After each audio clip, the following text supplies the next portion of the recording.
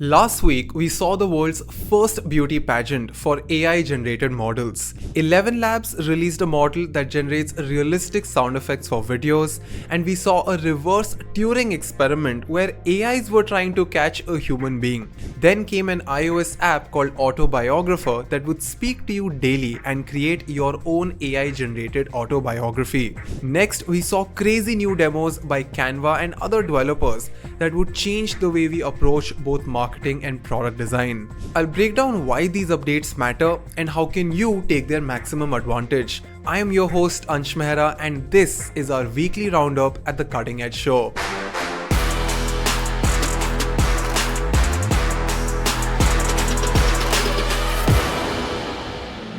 MrBeast has launched new features on his creator data platform. It's called ViewStats and MrBeast had launched it last year. It has two co-founders, Jimmy, who's MrBeast, and Chucky, who manages MrBeast's content. After the latest update, the Pro version of ViewStats has 5 main features. I actually bought the Pro plan, which costs around $50 a month. As a creator, I personally use a lot of content analytical tools like vidIQ, SimilarTube, and 1of10. So for me, a lot of things were not new, but two features stood out really well.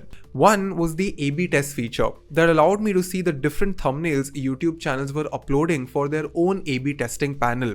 Now this A/B testing thing is an exclusive YouTube feature which is not available to everyone right now, but eventually they will roll this out to every single channel. Second, they had a very detailed dashboard of my YouTube channel's projections that was very fascinating to look at. Let me know in the comments if you want a detailed tutorial on YouTube content analytics. I can show you how my team and I use tools like vidIQ or ViewStats to get better ideas. Now, why does this matter? With a tool like this, content creation is going to become more and more analytical. If you're a beginner, then you can grow really fast without spending much time. Businesses who are now shifting their marketing budgets from traditional media to social media should invest in such tools to make sure they get the best outputs. I'll share links for an interview MrBeast recently had where he spoke about ViewStats and his content strategy. Extremely valuable stuff. There's another podcast featuring Chucky where he does a deep dive into thumbnails and content. Next, we saw the world's first beauty pageant for AI-generated models called Miss AI.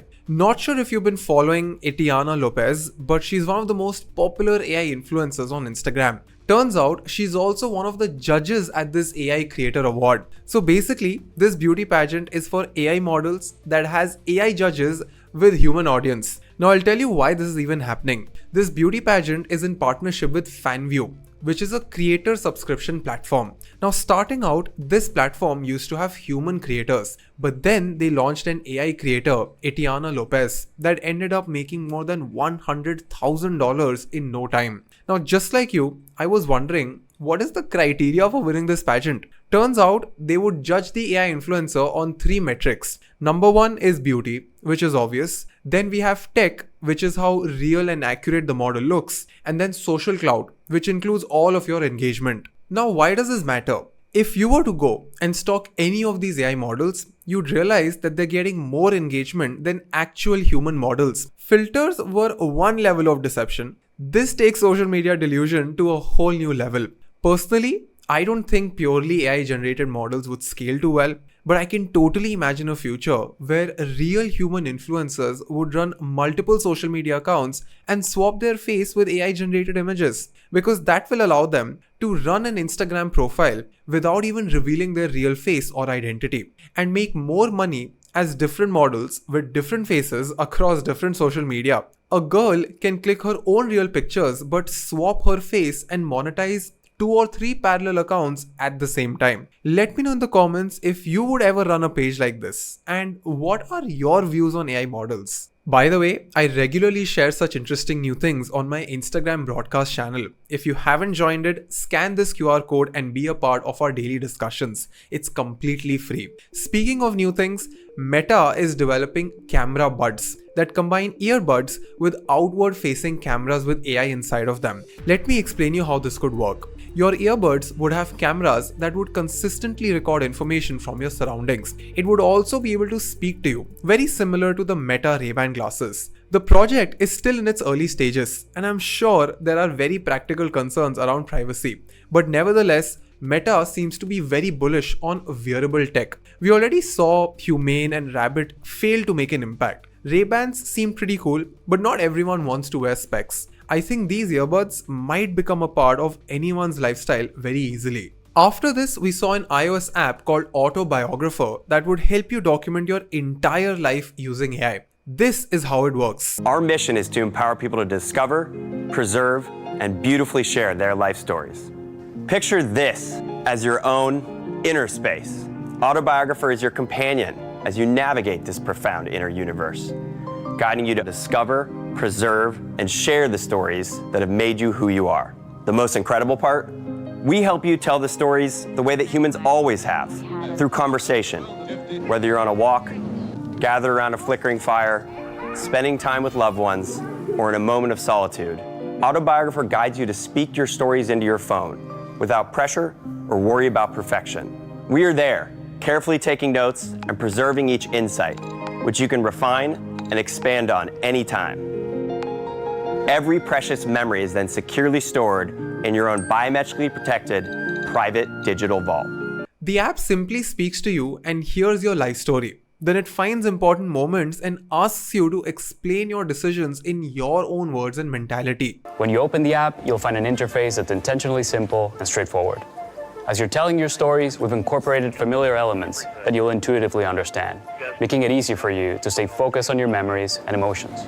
Once you've done all of this, it organizes all that information into a PDF that can one day be your legit autobiography. It sounds so cool. Now, obviously, you can't expect this to replace professionally written autobiographies, but not every generic person can afford to hire a writer. Imagine if you and your family run this app for the next 5 years. Your children would be able to understand so much more about you. Now, I'm still not sure about how they secure the data and how does the privacy work throughout the process. The co-founder and CEO Matt sees this app as a way for people to leave a legacy behind. The app costs $199 a year, which is an expensive price for an app, but way cheaper than a ghostwriter. Sadly, I couldn't find this app on the Indian iOS App Store, so there was no way for me to try it. I am personally a big fan of documenting my own thoughts regularly, but this app takes it to a whole new level. By the way, we just released a free course on how I organize my life and thoughts on Notion. We're giving away printed certificates as well. You'll find the link in my bio. Now, why does this even matter? With apps like Autobiographer, creating an immortal AI avatar of yourself will soon become a solid possibility. Imagine if you could FaceTime your great-grandfather and take his advice on a personal decision. Now, I know this concept can trigger a lot of people, and it doesn't sound very realistic or practical. But I would still love to know in the comment section, what do you think about this idea? If these apps ever promise utmost privacy and end-to-end encryption, would you ever agree to upload all of your thoughts to create an immortal AI version of yourself so that your children or family members could access your thoughts and opinions even after you've left this world? It's a very interesting question to ask. Next in line, Canva announced a ton of new AI features at their latest Canva Create event. There is Magic Grab that automatically helps you select specific features in an image and exclusively edit or remove them. They've introduced a whiteboarding feature that has an infinite canvas for brainstorming with your teams, kinda like a blend of Photoshop and FigJam. And then you can now take any of your designs and convert them into a document or a blog. To be honest, there's a bunch of updates. I'll put a link in description to a video that just summarizes all of them. After this, we saw the design and dev community go absolutely crazy after seeing this one PRD to Figma demo uploaded by Yansiman. The entire automation runs on ChatGPT 4o, where it was able to read a PRD, which is a document of all the requirements and edge cases that companies make. And this GPT-4o model was able to generate Figma designs within seconds. Now, if you don't know what is the difference between GPT-4 and 4o, we've already made a detailed video on the difference. But the question is, how does this matter to us? A lot of UX designers message me almost every single day asking that if AI is doing everything, will our jobs go away? Is it even worth pursuing UX as a career? I've answered these questions in detail before, and I don't want to repeat the same answer again and again. But just to summarize, folks, you need to be very practical about the fact that all of our jobs are getting redefined. They're not getting removed, they're getting redefined. Multiple roles are fusing together, and the world will soon thrive with T-shaped or pie-shaped generalists. Now, I know these words are too new, and if you're here for the first time, you are probably going to be confused. That is why I have already released free masterclasses explaining all of these changes in detail. There are 2 YouTube videos that you need to see. On number 1, we have AI for creative professionals and UX designers that will teach you how to use AI in your day-to-day life. Next, we have Future of UX Design and AI as a career, where I've listed all the important changes we're about to see in the world of UX design. I'll paste all the links in description. Now, throughout the week, OpenAI announced a ton of new things. Firstly, they released ChatGPT 4.0 model for free users. Then they announced ChatGPT Edu, which is basically the paid version at a discounted rate for students and colleges. In fact, they're rebooting their robotics research team, which was earlier shut down in July 2021. And to be fair, now that ChatGPT 4.0 is fully evolved, it makes sense for OpenAI to put some energy into creating a physical robot that can host all of this intelligence. I've already created a video on the Figure robot, whose release completely shook the world 2 months ago. Now with this announcement, we can surely expect a functional and a commercially viable humanoid robot in the next 2 years. It's almost gonna feel like being in a movie. In fact, Elon Musk has already raised $6 billion for his own startup, XAI. So it'll be very interesting to see how all of these people compete with each other.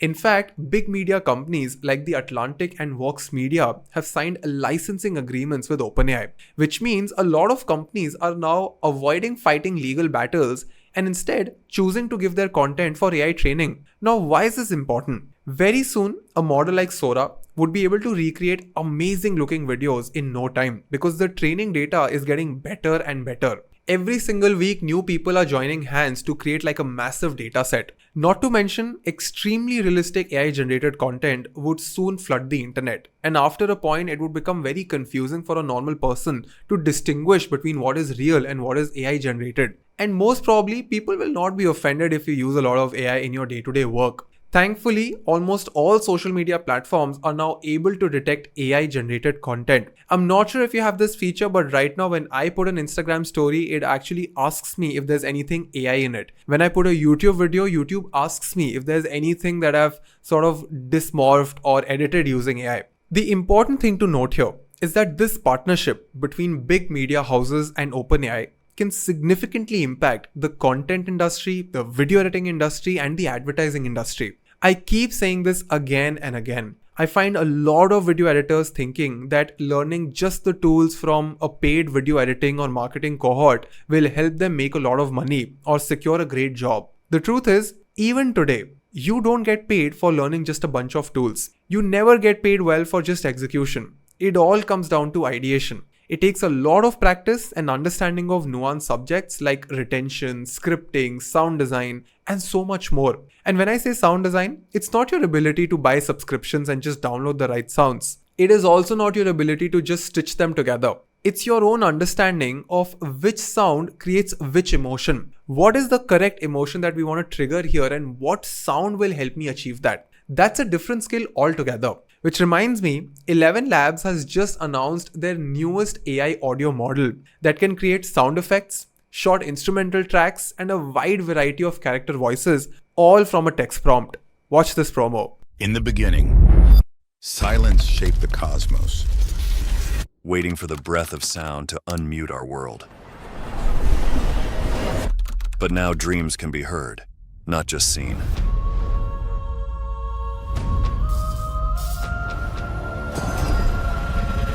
That's right. Create any sound you can imagine.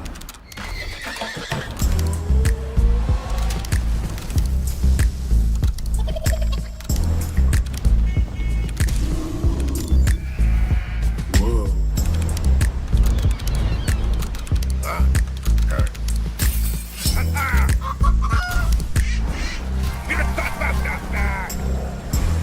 Now with a simple text prompt, you can create high-quality SFX for games, films, and so much more. So try it for yourself. Type in any prompt, hit generate, and let your visuals come to life with sound.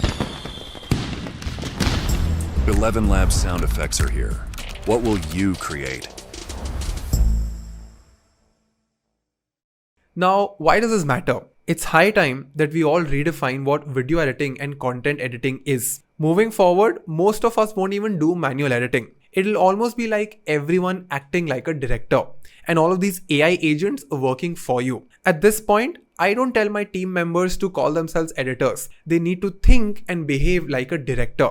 Now, I won't go too deep into this difference because I've already launched a free video editing course on my YouTube channel. I know I keep plugging my own videos again and again, but the goal here is to make you aware and then give you the right resources. And I personally believe that my team and I have done a really good job at collecting all the relevant resources in one single place. So if you're in this field, I would strongly recommend you to check that free course out. I'll put the link in description. Next on our list is Perplexity AI, who has introduced a new feature called Pages. It basically helps you find information quickly and create good looking shareable pages out of it.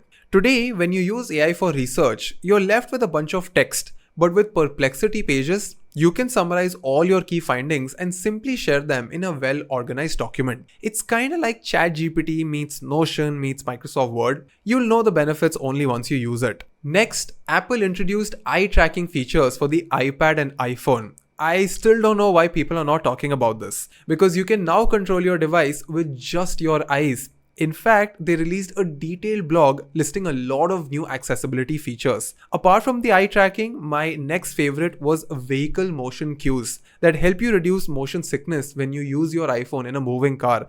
I personally feel really sick when I use my phone while I'm traveling, so I am really looking forward to this one single feature. Okay, this one is very cool. A Berlin-based VR developer ran a reverse Turing test on a group of AI bots. Let me explain. Just to set some context, a Turing test is to check the intelligence of a computer. If a computer passes the Turing test, we say that it is so intelligent that it's almost impossible to check if it's a computer or a human. Interestingly, David Borish ran a reverse Turing test. He created a simulation group of the most advanced AI models, each representing a famous historical figure. Now, this list included legends like Aristotle and Leonardo da Vinci. Now, they are all sitting in a train just casually relaxing. By the way, these are all AI bots who are trained to behave like these historical figures. The plot thickens when a ticket inspector enters and reveals that one of these historical figures is not an AI but a human in disguise. Watch this. However, according to our train's Wi-Fi usage, there are only 4 AIs in this compartment. One of you is a human. Huh? What human has to buy an extra ticket? A human among us? Who is it? After hearing this, these AI models freak out and they all decide to find the imposter together. To do this, they create a plan to ask each other questions, hoping to expose the human through their responses. Watch how they start the conversation. Mozart, can you describe the emotions you feel when you compose music?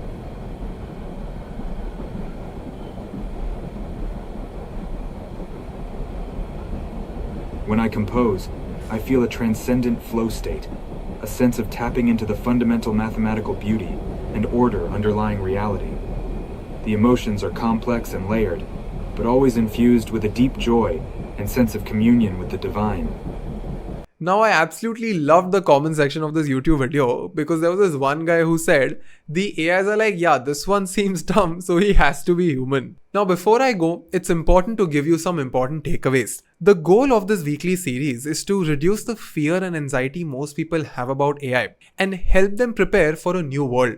Just listening to these videos will not help you grow. I want you to document whatever you've learned from this video and share your views in the comments. Then dedicate at least 30 minutes daily to upskill yourself in the field of AI and prompting. And if possible, start converting research papers and articles into PDFs and analyze them inside a tool like Claude or ChatGPT. For example, I can go to any website or research paper and press Command+P. I'll save a PDF, go to ChatGPT 4o, upload the PDF and paste this exact prompt. So this will quickly help you get all the explanations very easily. Let me know in the comments if I should continue releasing weekly updates like this. If there's any recommendation, please feel free to email me on admin@anshmehra.com. Make sure you check out our free learning platforms howtoprompt.in for free AI masterclasses and learnUIUX.in for a complete 9-week course on product design. Make sure you click on subscribe and hit the bell icon